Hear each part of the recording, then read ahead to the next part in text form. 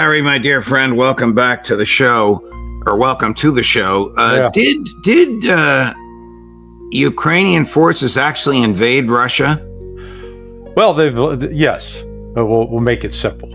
They crossed the border in the Kursk region. It was lightly defended by Russia, but this is being played to the propaganda hilt, because the reaction of both the Ukrainian authorities and, most importantly, the U.S. news media, the U.S. think tanks, my God, they're celebrating this like it was that they're Germans, and this was the start of the Battle of the Bulge. We're sweeping the Americans from the field. They're taking over Russia. Russia's on its heels. It's the most absurd thing I think we've seen in the course of this entire war, because it looks like the total force that the Ukrainians launched across the border was maybe 2,000 men, possibly 3,000. What's worth noting is that the Russians killed at least 1,500 of those within the first 2 days. So it's not exactly like they're rolling to victory. This has been a PR win, but it has a short shelf life. The expiration date on it, I think, was on Sunday, because their original goal, it appears, was to get close to the nuclear power plant in Kursk and maybe even take control of it. They failed to do that. What we've learned is that the Russians are very effective at quickly mobilizing and deploying their personnel to the scene. And they're slaughtering the Ukrainians. That's the simple fact. Here's President Putin, President Zelensky boasting about all of this, Larry. Cut number 3, Chris. Today, I received several reports from Commander-in-Chief Syrsky regarding the front lines and our actions to push the war onto the aggressor's territory. I am grateful to every unit of the defense forces, ensuring that Ukraine is proving that it can indeed restore justice and ensure the necessary pressure on the aggressor. Restore justice and ensure the necessary pressure on the aggressor. This has to be a PR stunt, Larry. Yeah. The cocaine cowboy needs to stop shoving the nose candy up into his empty head. I mean, this is delusional territory here. What they did is they took some of their best units, and they can't even, let's point out, a normal sized brigade is around 2,000 soldiers. Right. So at maximum, they used, looks like they used 1, possibly 2 brigades. And these were some of their best units. And they were having to cobble these together, and they pulled them away from fending off the Russians in the Donbass, moved them north to do this.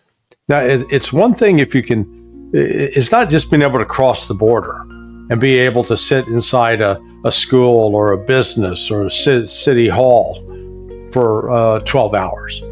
Can you actually go in, take control, and sustain your presence?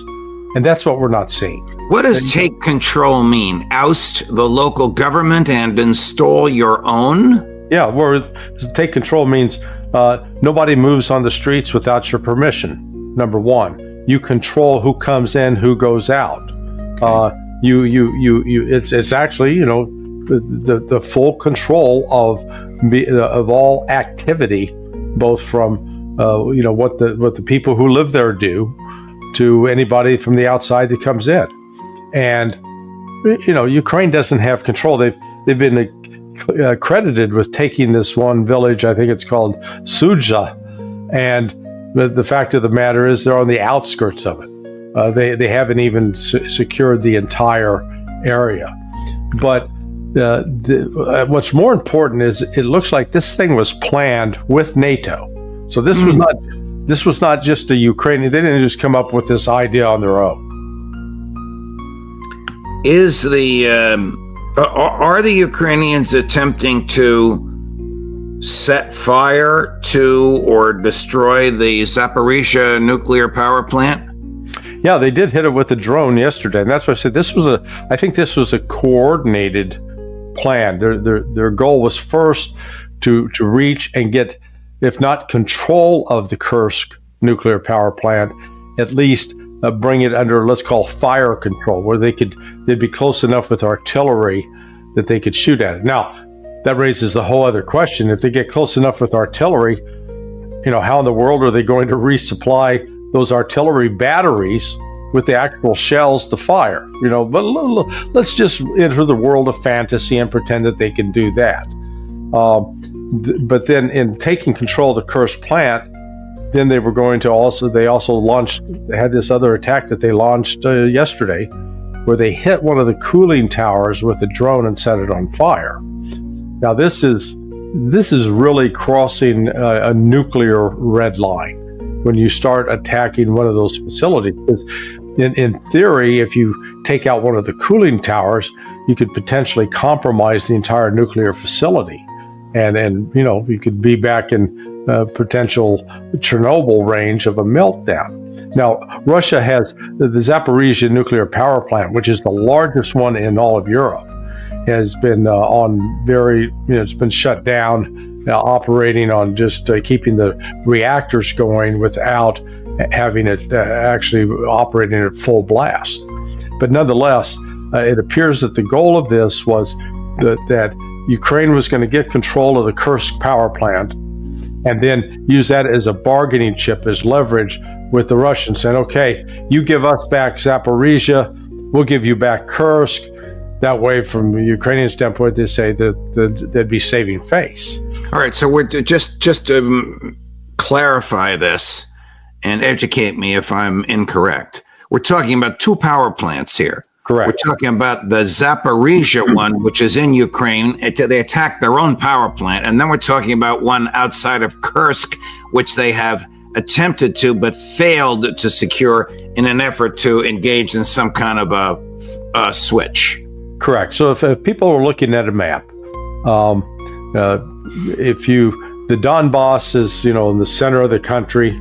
And so just go out to the 9 o'clock position, like you're looking at a clock face. That's where roughly the Zaporizhia power plant, a nuclear power plant, is. It's located on the river, near the river, the Dnieper River, in the center of this. And Zaporizhia is one of the territories that Russia annexed in the election. And Russia's had control of this plant since the second day, I believe, of this beginning of the special military operation. So they've had it, for more than 2.5 years. Is it online? Is it operative? Does it produce power for Ukrainian people? No, it's not. It hasn't been producing for it was not much. No, the Russians have gradually shut it down. So the reactors are still on, but it is not operating at full power to provide electricity, not only to Ukraine but to other parts of Europe. So, like I said, this is the biggest facility of its type in Europe. But the Russians have had control of it. The Ukrainians have fired some, mortars, rockets, artillery, and hit it with some drones in the past, but haven't done any damage. Hitting it Sunday with that drone in the cooling tower and starting that fire, that's significant. Now, what's interesting is Zelensky came out late yesterday and said, "Oh no, we didn't do that. That's the Russians." And he made two different claims: either that the Russians set a bunch of tires on fire to make it look like it was burning, or that it was the Russians who bombed it themselves. I think he finally realized that he was in trouble. That their plan to, try to do a trade of Kursk for Zaporizhia was literally blowing up. Chris, can you put that map right up, the one you just had there? So we see Kursk, and we see the symbol for the Kursk, or as McGovern says, correcting me, Kursk nuclear power plant. Yeah. Where is Zaporizhia on this map, Larry? What is it near? You see where that you see down there where it says Ukraine? Yes. Just sort of under the U. It'd be down around that area. Okay. A little bit to the west of it, or to the left as you're looking at the map. Okay. Has Kursk now been surrounded by Russian troops so as to contain the Ukrainian troops there that they've not yet killed? Yeah, well, the Ukrainians haven't made it that far north, so they're still about 25 to 30 kilometers to the south. They've occupied some different villages. I want to emphasize occupied, and are digging in, because the Russians they're hitting them very, very hard. I mean, they're getting bombed, they're getting strafed. The columns of vehicles that Ukrainians were operating from have been blown up. You can see in some of the initial videos they did move quickly, and they bypassed some of the defensive positions that the Russians had. Their goal was to get as fast as possible up towards Kursk, and to at least put it under fire control. That means that you can hit it with an artillery piece or with mortar, whatever they're firing. They failed to do that. And it is true that the Russians were caught off guard, but some people that have drawn on the West have drawn parallels with this as like the Battle of the Bulge. And yeah, there was a similarity in that in the Battle of the Bulge, Germans dressed up in American uniforms and took over certain key outposts, and the Ukrainians apparently did the same thing. They dressed up in Russian uniforms and took over some of the border control posts. But that's about where the similarities end, because the Russians responded very, very quickly. It took the United States during the Battle of the Bulge a week to try to be able to really get its act together. The Russians were moving within 24 hours, and I think there's really sort of an interesting, let's call it a silver lining to this, that Russia's now going to be able to move large concentrations of its forces up into that region that would have been, that I think they were planning to do for launching a move on Kiev, or into Sumy. And this now gives them cover for action, because they can say, hey, we're deploying all these troops because we got all these crazy Ukrainians running around. And so that it's actually works out from both a tactical and strategic level of a benefit for the Russians. But as far as this, creating any kind of pressure on Russia to negotiate with Ukraine, it's doing just the opposite. Russia is not going to negotiate. Russia's not in a weak position. Russia's not losing. Russia's not faced internal political turmoil. And the West is just, they're whistling past the graveyard. Here's President Putin on Friday evening commenting on these events. Cut number 4. As you know, the Kyiv regime has undertaken another large-scale provocation and launched indiscriminate shelling of civilian buildings, residential houses, ambulances with different types of weapons, including missiles. Western media claims that the Kremlin is in panic. Yeah. Another PR stunt, probably fomented by Western intel. Yeah, it's the same Western media that claim Joe Biden's in charge. Okay, so they just make it up to fit whatever the narrative is that they want. I mean, it's shocking the level of self-deception and lies that fill Western media. To try to actually get an honest assessment of what's going on. It'd be one thing. I saw one comment on one of the blogs that I post at yesterday, saying that I was in denial because the Ukrainians had deployed 10 divisions. And, and the person writing this is a moron. A division that, anywhere between, 10 to 25,000 troops. So if Ukraine deployed, you're telling me they deployed 100 to 250,000 troops to Kursk? Now, if they did that, yeah, that would be significant, okay? That would be an eye catcher. But that didn't happen. They're having the reports from other fronts, even from Western media in some cases, are conceding that a normal-sized brigade is supposed to be 2,000 guys. Ukraine's having trouble filling up a battalion, which is around 500. And in some cases, they're saying they were down to like 20 troops, which is like a platoon. So, the manpower shortage Ukraine is facing is real. And it is compounded by the fact that they don't have the bounty of weapons and machines and vehicles that they had a year ago. So without that, there's no way to sustain any kind of operation. This is like trying to run a marathon, but you don't take a drink of water ever. You'll make it about 10 miles. Colonel McGregor reports this morning that President Putin has indicated that there will be no negotiations because of this incursion into Kursk and because of the attack on the nuclear power plant.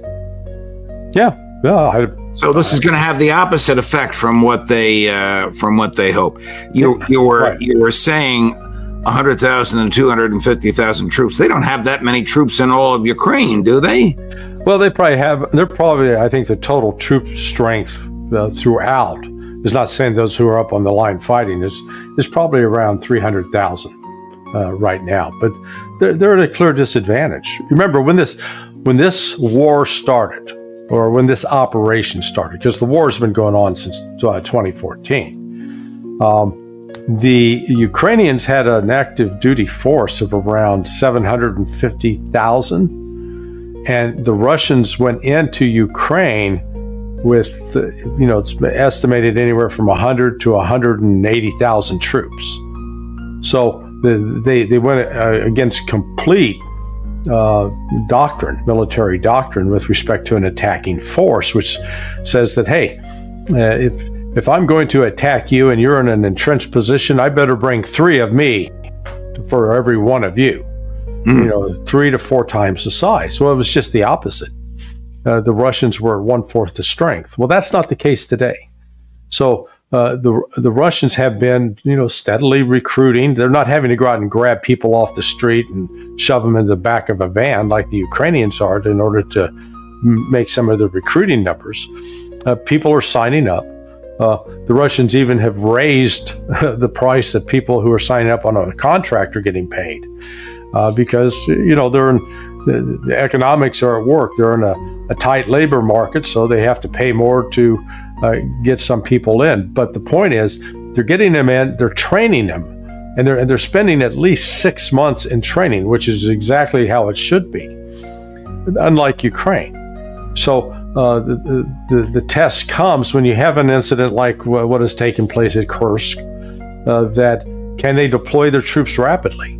And once the troops arrive, do they know what to do? Can they operate? And that's exactly what you saw the Russians do. They were able to pinpoint the movements. They were able to deploy their troops into that region. And now they're content to let the Ukrainians sort of dig in and be killed. Because, so, Larry, all of this, grabbing people, impressing them is the legal phrase, off the streets and forcing them into the military, an absence of serious training, sending neophytes, largely untrained, to the front lines, the incursion into Russia. Aren't these indications that the end is near in all but the public acknowledgement of it? Yeah. I mean, let's just reflect back. Remember, during World War II, we referenced the Battle of the Bulge, which was started in December of 1944, and they terminated it probably in January of 45. Well, Hitler didn't surrender until May, and the Germans continued to fight here and there. But it's not a matter of can they pick up a gun, fire a cartridge at you or fire an artillery shell. Yeah, can they still kill? Yeah, that's going to continue for a bit.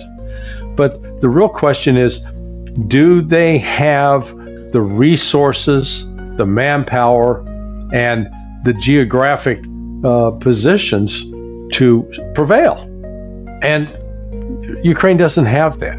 It's politically dead, but it's still walking around. It's like that chicken, you cut its head off, it still can run around. That's what Ukraine's doing right now. They're running around without their head, and judging by their decision to go into Kursk like this, it was pretty brainless. Switching gears before we conclude, Larry, how soon do you expect the Iranians to retaliate on Israel for the assassination in Tehran? I don't know. They're taking their time.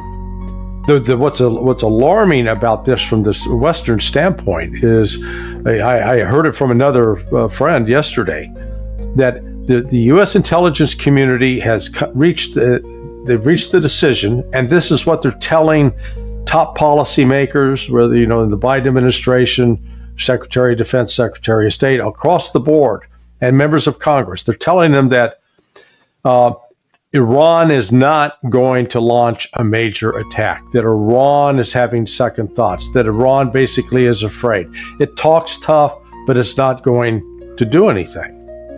I'm going, oh man, I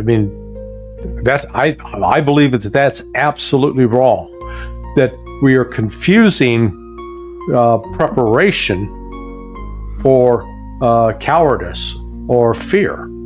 And what's taking place is Iran, in conjunction with Russia, is building up its defenses because they realize they hit Israel. Israel is going to try to retaliate. And I think Iran's goal is to, again, send a message, but this time they're going to hurt Israel by taking out a military base, destroying a key intelligence center. But they don't want to do it in such a way that they are perceived as trying to destroy Israel and conquer Israel. And they've got the aid of the Russians. So the Russians are sending in not just anti-ballistic missile defense systems, the S-400 in particular, but they're sending electronic warfare capabilities in. But most importantly, they're sending trained Russian soldiers that operate those units and those systems. And those are being deployed around the country.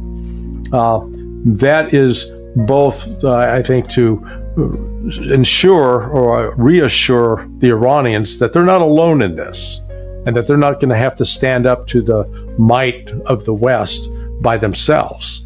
But it's also designed by Russia to send a signal to the United States and Israel that, you keep talking the Israelis about doing a preemptive strike. Be careful, because we've got Russian soldiers on the ground, and any attack on them is going to be viewed as an attack on Russia. Is this going to be another proxy war of the U.S. against Russia, even though the combatants will be Israel and Iran? I can't rule out the possibility that someone's proposed that, but my God, that'd be incredibly stupid. Because in this case, Iran, I dealt with somebody yesterday who was suggesting that what Israel's going to do is they're going to hit Iran with a massive cyber attack, and that'll take out Iran. And I had to remind him of 2012. This is 12 years ago. The Stuxnet virus.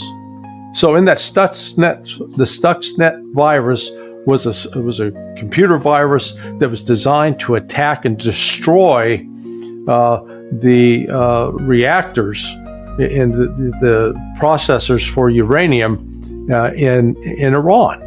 Well, The United States developed it, and it wasn't supposed to be used, but Israel got its hands on it.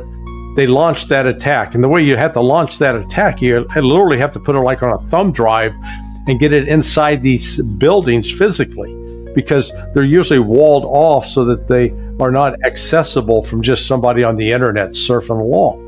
Well, that Stuxnet virus got out of control, went around the world, and it actually blew back on the United States. But the point was, out of that, Iran developed a very robust cyber army, where they then recognized, okay, we're playing in the big leagues now, and they stepped up, and they have a very robust cyber capability that candidly hasn't been unleashed on Israel or the United States with any kind of force or fury. So Iran's taking its time, but they have been quite specific that they will make Israel pay for what Israel did by killing the head of the Politburo for Hamas, Hania, during the presidential inauguration. Because it's not just this one. There have been a series of assassinations, and their concern is to send Israel a message that in the future, if you do this again, you will pay a higher price. Because up to this point, Israel hasn't paid a high price at all. Larry Johnson, thank you, my dear friend. Very, very illuminating. I very much appreciate all this, especially the detailed explanation of the Ukrainian incursion into Kursk. Very, very helpful, Larry. We'll see you again with that youngster McGovern on Friday afternoon for the roundtable. Thank you. I'll be there. Thank you.